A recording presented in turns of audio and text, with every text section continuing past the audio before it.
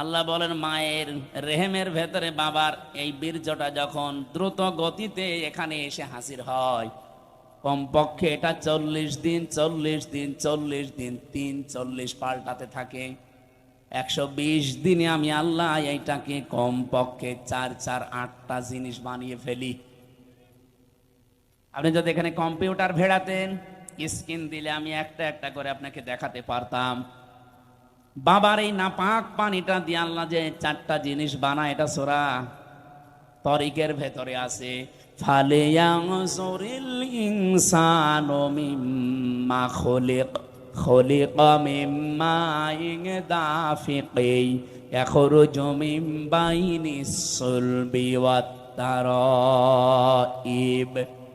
এক একটা শব্দ যদি ভেঙে ভেঙে আপনি অর্থ করেন, দেখবেন সুলবন 1 বচন দিয়েছেন, তারাইব দিয়েছেন বহু বচন।